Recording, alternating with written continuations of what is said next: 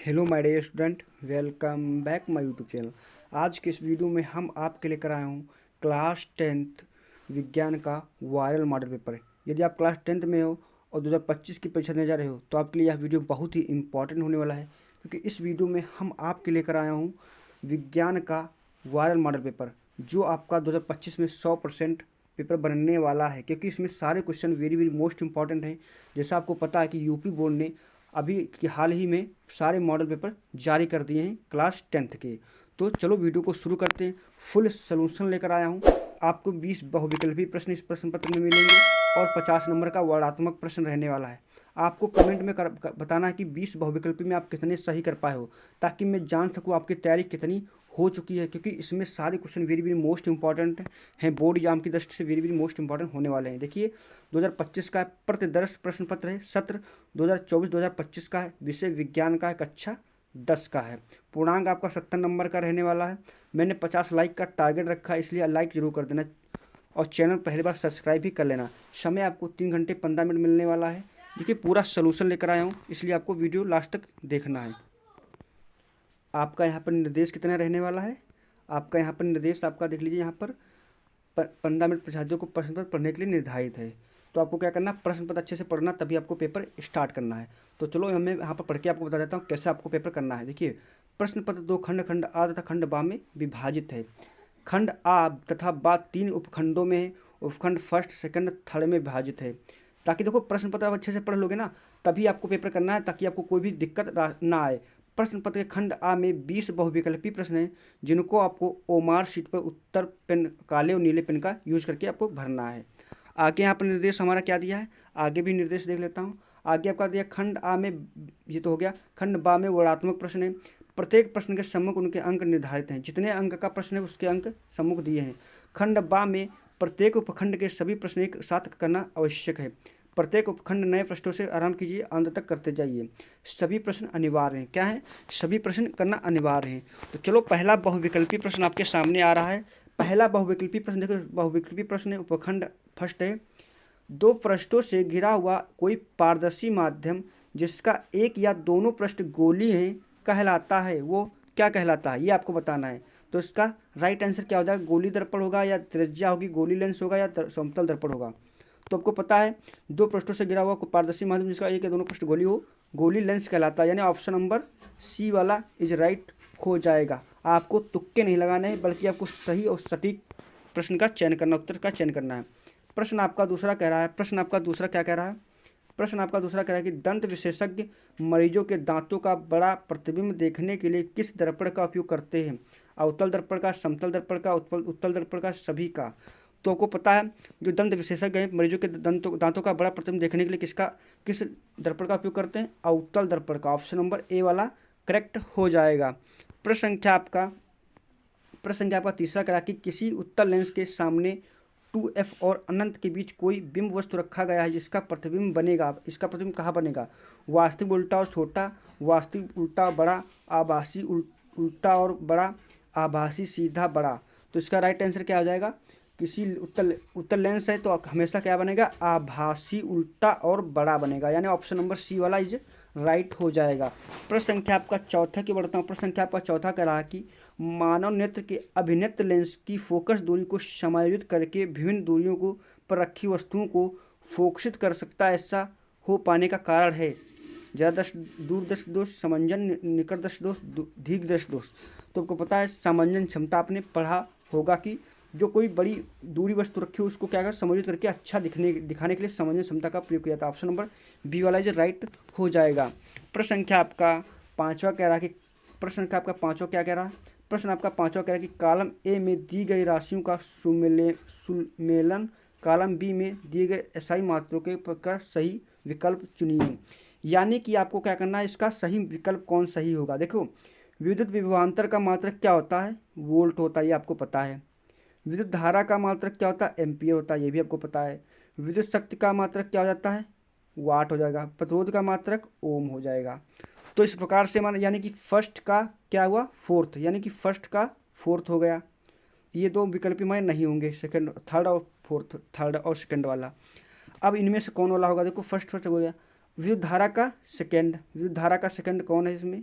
विद्युत धारा का SI मात्रक सेकेंड हो जाएगा, यानी कि आपका एम्पियर हो जाएगा, यानी ये वाला। और थर्ड का इसमें विद्युत शक्ति का मात्रक वाट यानी सेकेंड। सेकेंड इसमें कौन है, सॉरी ये वाला नहीं, सेकेंड का हमारा फर्स्ट है, सेकेंड का फर्स्ट, और थर्ड का सेकेंड, थर्ड का हमारा सेकेंड भी है। यानी कि ऑप्शन नंबर इसमें कौन सा राइट हो जाएगा, ऑप्शन नंबर डी वाला इज करेक्ट हो जाएगा, ऑप्शन नंबर डी इसका राइट हो जाएगा। प्रश्न संख्या आपका छठा कह रहा है कि दो चालक तार जिनके पदार्थ लंबाई तथा अव्यास समान है किसी विद्युत परिपथ में पहले श्रेणी क्रम में और फिर पार्श्व क्रम में संयोजित किए जाते हैं, तो श्रेणी क्रम तथा पार्श्व क्रम में संयोजन में उत्पन्न ऊष्माओं का अनुपात क्या होगा।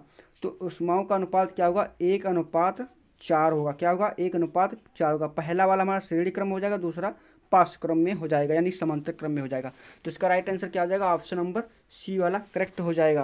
प्रश्न संख्या आपका 7वां कह रहा है किसी विद्युत धारावाही सीधी लंबी परिनालिका के भीतर चुंबकीय क्षेत्र होता है, शून्य होता है, इसके सिरों की ओर जानिब घटता है, इसके सिरों की जानिब बढ़ता है, सभी बिंदुओं पर समान रहता है। तो क्या होता है, सभी बिंदुओं पर समान होता है, यानी ऑप्शन नंबर डी वाला इसका करेक्ट हो जाएगा। आपको तुक्के बिल्कुल नहीं लगाना, आपको प्रश्न को समझना और अच्छे से हल करना, तो लाइक जरूर कर देना।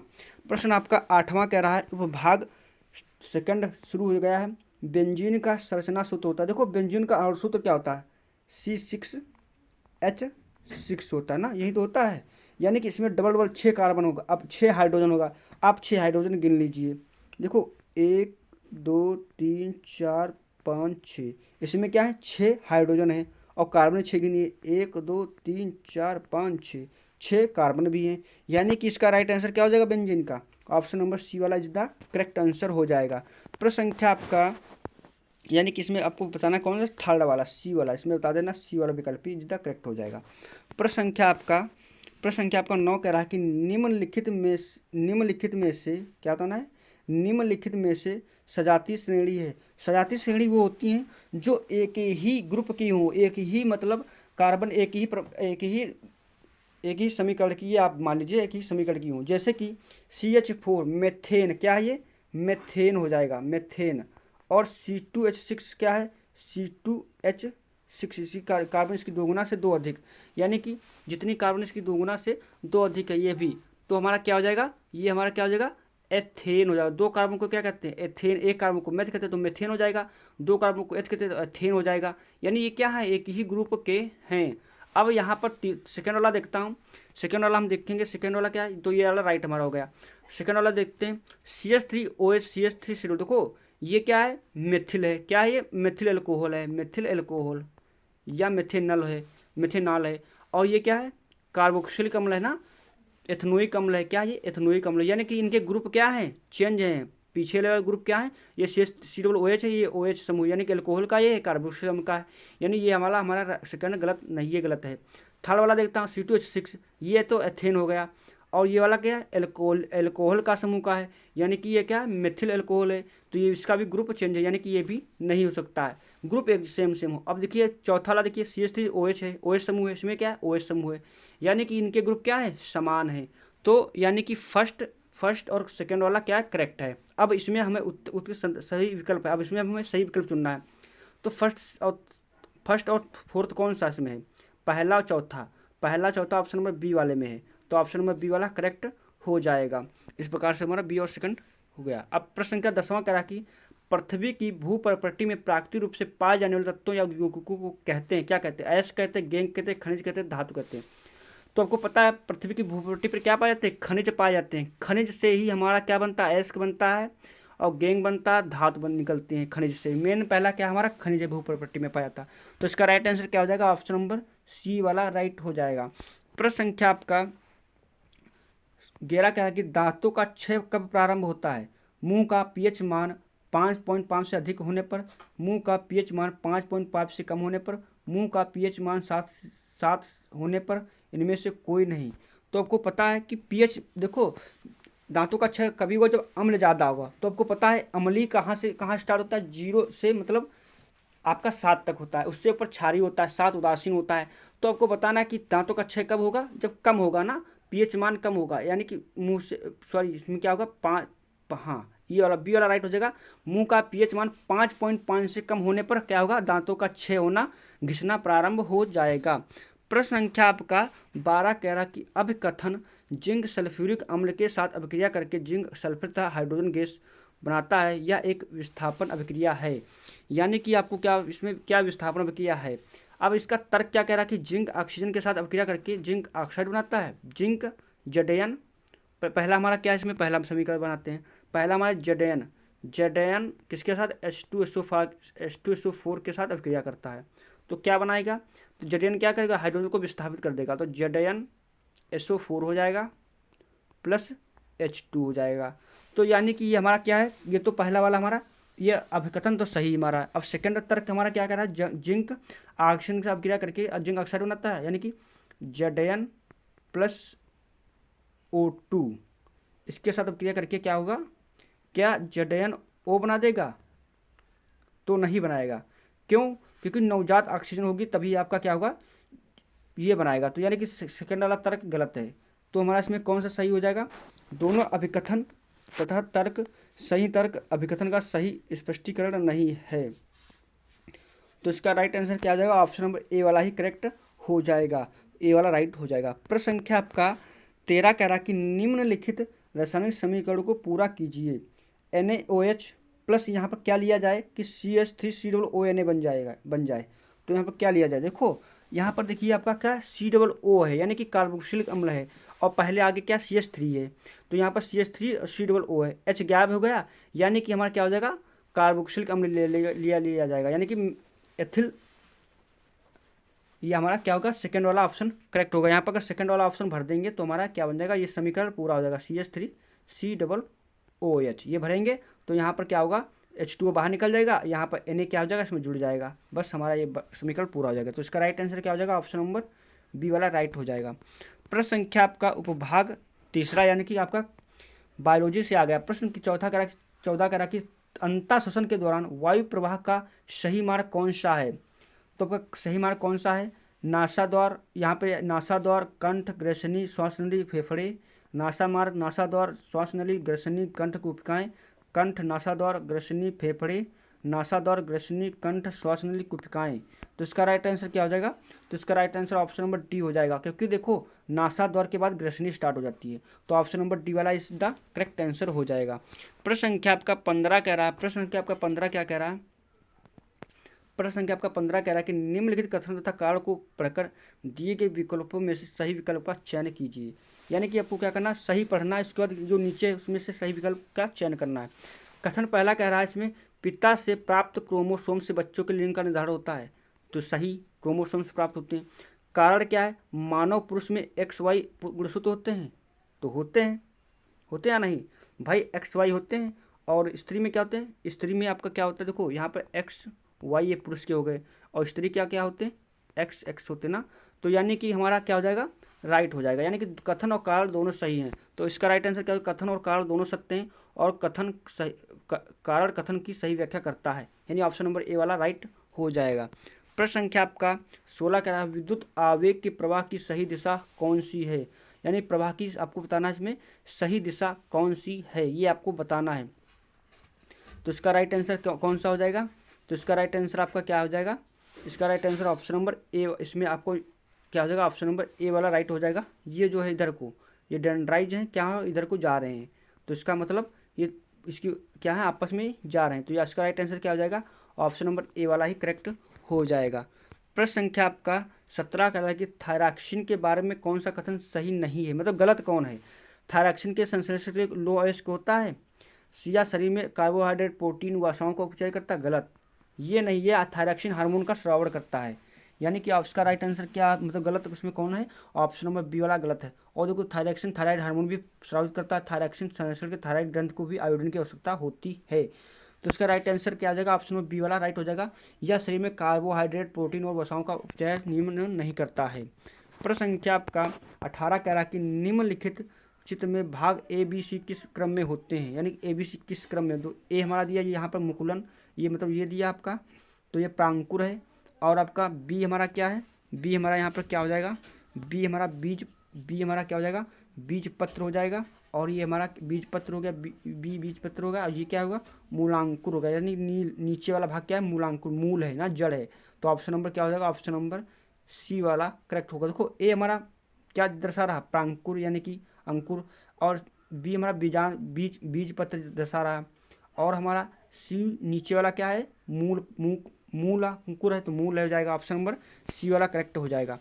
प्रश्न संख्या आपका 19 करा कि जनन की अलैंगिक विधि से उत्पन्न संतति में परस्पर अधिक समानता होती है, क्योंकि अलैंगिक जनन में ही केवल एक जनक भाग लेता है। अलैंगिक जनन में युग्मक शामिल नहीं होते हैं। अलैंगिक जनन लैंगिक जनन से पहले होता है। अलैंगिक जनन लैंगिक जनन से के बाद होता है। तो इसका राइट आंसर क्या हो जाएगा, इसमें करेक्ट क्या हो जाएगा, अलैंगिक जनन में केवल एक ही भाग लेता है, यानी ऑप्शन नंबर ए, और अलैंगिक जनन में लैंगिक जनन से पहले होता है, ऑप्शन नंबर सी, यानी कि फर्स्ट और थर्ड हो जाएगा। ऑप्शन नंबर इसका राइट आंसर बी वाला करेक्ट हो जाएगा। प्रश्न संख्या आपका विकल्पी का अंतिम प्रश्न क्या रहा कि एक आहार श्रृंखला में तीसरे पोषक स्तर पर हमेशा कौन होता है, मांसाहारी, शाकाहारी, अपघटक, उत्पादक। तो तृतीय में कौन आ जाते हैं, आपके मांसाहारी आ जाता है, ऑप्शन नंबर ए वाला करेक्ट होगा। अब आपको बताना 20 बहुविकल्पी में आप कितना सही कर पाए हो, ताकि मैं जान सकूं आपकी कितनी तैयारी हो चुकी है। इसके बाद मैं वर्णात्मक प्रश्न भी लेकर आया हूँ, आपका 50 नंबर का रहने वाला है। सारे क्वेश्चन मैं आपको दिखा देता हूँ, 50 नंबर का वर्णात्मक प्रश्न रहने वाला है। पहला प्रश्न कह रहा कि दूरदर्श दोष किसे कहते हैं, या कितने प्रकार के होते हैं। तो दर्श दोष 3 होते हैं, दूरदर्श दोष, निकटदर्श दोष और जरादर्श दोष। तो आपको प्रकार लिख देना है और उसके बारे में आपको बता देना है। हमें आकाश में इंद्रधनुष केवल वर्षा के पश्चात ही क्यों दिखाई देता है। 2 प्रश्न तो 4 नंबर मिलेंगे, दोनों कर देना, वो सरल क्वेश्चन है। प्रश्न दूसरा कह रहा है उत्तर लेंस की अभिसारी लेंस क्यों कहा जाता है। उत्तर लेंस को अभिसारी लेंस क्यों कहते हैं, मतलब वो आप क्या करता है, फोकसित कम कर लेता है अपनी, और अपनी आवश्यकता अनुसार क्या करता है, कम कर लेता है। तो ये आपको बताना। अवतल दर्पण था, अवतल दर्पण के उपयोग लिखिए। अवतल दर्पण किस लिए उपयोग किया जाता है, अवतल दर्पण किस लिए उपयोग किया जाता है, ये आपको बताना। 4 नंबर आपको मिल जाएगा इसमें भी। प्रश्न आपका तीसरा क्या है, किसी 4 ओम प्रतिरोध से प्रति सेकंड 100 जूल उष्मा उत्पन्न हो रही है। प्रतिरोधक के सिरों पर विभवांतर ज्ञात कीजिए। क्या ज्ञात करना है आपको, विभवांतर वी ज्ञात करना है, यानी उष्मा भी आपकी दी है और प्रतिरोध भी दिया है, वी आपको इसमें बताना है। आपका सेकंड प्रश्न कह रहा है कि 20 ओम प्रतिरोध की कोई विद्युत स्त्री 5 एम्पीयर विद्युत धारा देती है, 30 सेकंड में उत्पन्न उष्मा ज्ञात प्रकृति, यानी कि आपको एच बताना, उष्मा आपको ज्ञात करना है।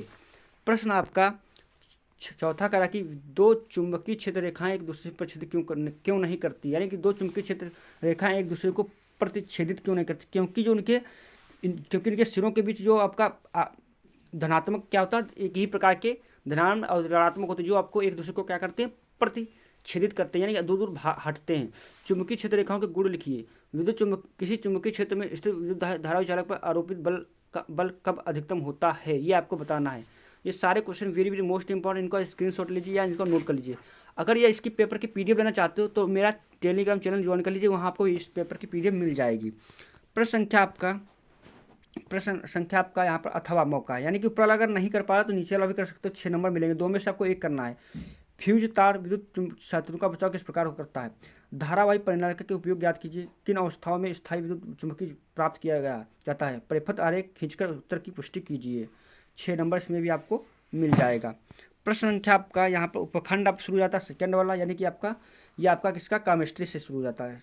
यहाँ पर कह रहा है कि निम्नलिखित अभिक्रिया के लिए संतुलित समीकरण लिखिए, यानी क्या करना आपको, संतुलित समीकरण आपको करने हैं। ये इनको नोट कर लीजिए, सारे वेरी वेरी मोस्ट इंपॉर्टेंट हैं। इनका सूत्र लिख के रखा, समीकरण बनाकर इनको संतुलित करना है। कितना नंबर मिलेगा, 4 नंबर मिल जाएगा।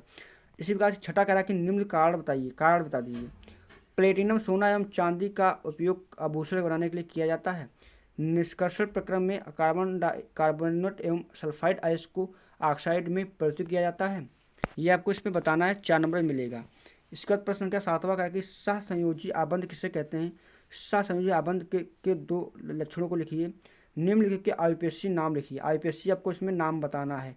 कठोर जल का साबुन से उपचयित करने पर झाग के निर्माण को समझे। देखो आईपीएससी मैंने बहुत डिटेल पर समझाया है ट्रिक के साथ। यदि आपने आईपीएससी नहीं देखा तो जाकर आप वीडियो की लिंक डिस्क्रिप्शन में मिल जाएगी, जाकर वहाँ से देख सकते हो। आईपीएससी बहुत अच्छे से मैं आपको समझाया हूँ। अथवा का मौका अगर ऊपर नहीं कर पाया तो नीचे वाला भी कर सकते हो। अथवा का मौका नीचे वाला प्रश्न करोगे, 6 नंबर इसमें भी मिल जाएगा। जो आपको सरल लगे वो आपको इसमें से करना है।